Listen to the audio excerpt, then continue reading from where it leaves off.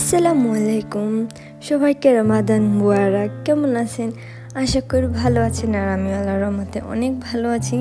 তো আজকের ভিডিওটা হচ্ছে আমি আজকে ইফতারির জন্য আলুর চপ বানাবো। আর এটা আমি কিভাবে বানাই এটি আপনাদের সাথে শেয়ার করব। আর আশা করি ভিডিওটা ভালো লাগলে একটা লাইক, কমেন্ট এবং শেয়ার করে দিবেন। আর ভিডিওটা না টেনে অবশ্যই সাথে থাকবেন। তো প্রথমে আমি এখানে আলু সেদ্ধ করে নিয়েছি। তারপর এখানে আমি একটা প্যানে একটু সামান্য পরিমাণ তেল দিয়ে এখানে আমি কিছু পেঁয়াজ নিয়ে নিচ্ছি। পেঁয়াজগুলো আমি ভালো করে ব্রেস্তা করে নেব। এগুলো বেশি লালও করব না, আবার বেশি লাল করতে গেলে পুড়ে গেলে তারপর তিতা তিতা লাগবে। আমি যে সামান্য হালকা লাল করে নিয়েছি। তারপর আমি তেলে দিয়ে দিলাম সরষা, তারপরে এখানে দিয়ে দিচ্ছি কারি পাতা। আপনারা চাইলে কারি পাতা নাও দিতে পারেন, আমি দিচ্ছি এটা আলাদা একটা ঘ্রাণ আসে এর জন্য।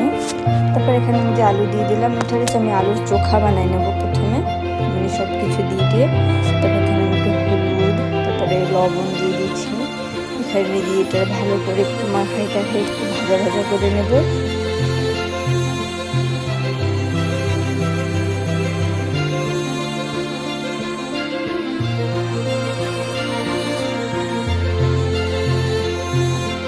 তো এখানে আমার ভাজা শেষ। এখন আমি যে পেঁয়াজটা ব্রেস্তা করছিলাম ওইটা আমি ভালো করে ঝুড়ে ঝুড়ে করে ভিতরে দিয়ে দেবো।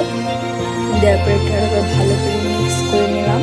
মিক্স করার পর এখানে আমি যে কাঁচামরিচ আর একটু ধনে পাতা দিয়ে এটা আমি সুন্দর করে মিক্সড করে নিয়েছি। তারপর এটা আমি মিক্স করার পরে এটা রেখে দিলাম। তারপরে আমি বেসনটা তৈরি করবো। এখানে আমি 3 চামচ বেসন নিয়েছি, আপনারা চাইলে বেশি কমিয়ে নিতে পারেন।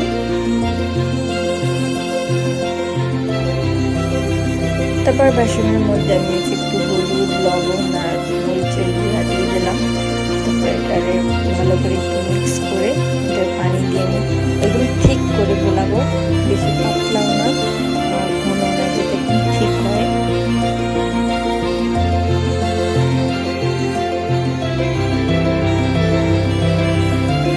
তো আমার বেসনটা ঠিক হয়ে গেছে।